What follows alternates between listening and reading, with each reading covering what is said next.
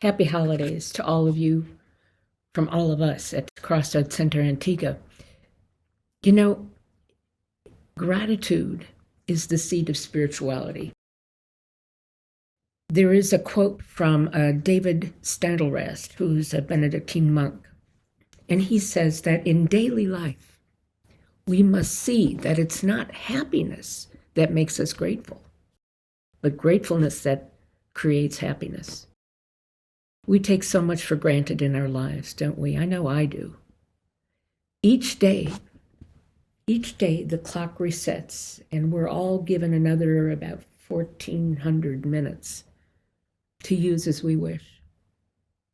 And as the wonderful poet Mary Oliver says, doesn't everything die at last and too soon? Tell me, what is it that you plan to do with your wild and precious life? Gratitude, the acknowledgement of goodness in one's life. Gratitude also implies humility, doesn't it?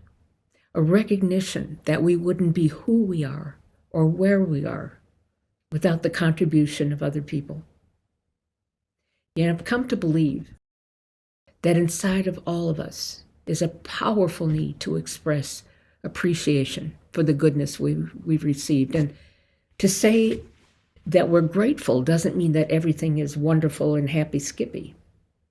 It just means that we're aware of our blessings. And when we experience gratitude, we have less room for fear and less room for anxiety. Another way to use giving thanks to appreciate life more fully is to use gratitude to help us put things in proper perspective. I want to tell you a little story that comes from the playwright named James Agee. James Agee went to Argentina and Chile to research a film. He happened to speak fluent Spanish. And he climbed up into the Andes Mountains and found these little caves where whole families were living in destitute poverty.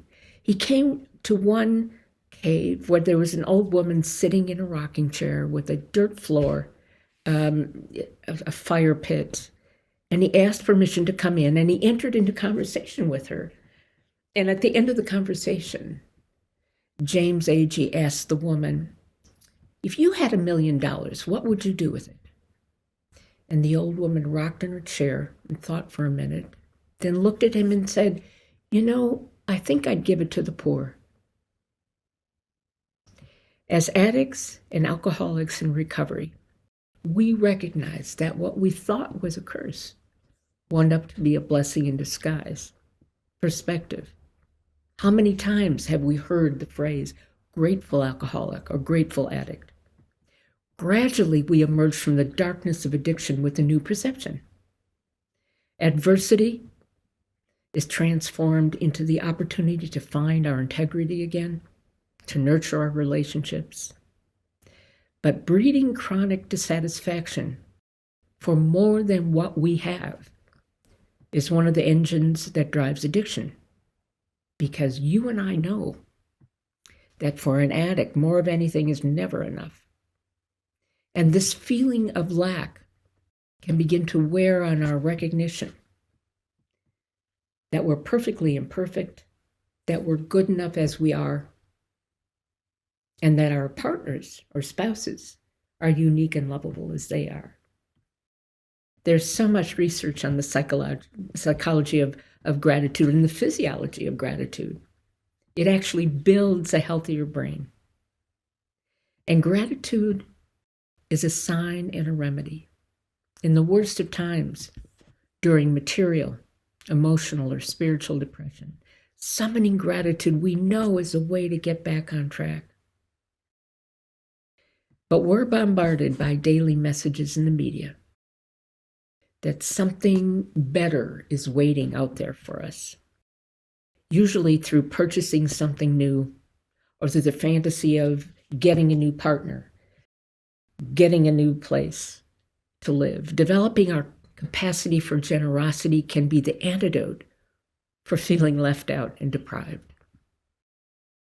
Appreciation is also the antidote to these false feelings that we have of chronic deprivation. But if you're treating yourself poorly, if you're thinking you're not good enough, pretty enough, smart enough, then you're out of appreciation for yourself and your own unique beauty and your own unique soul.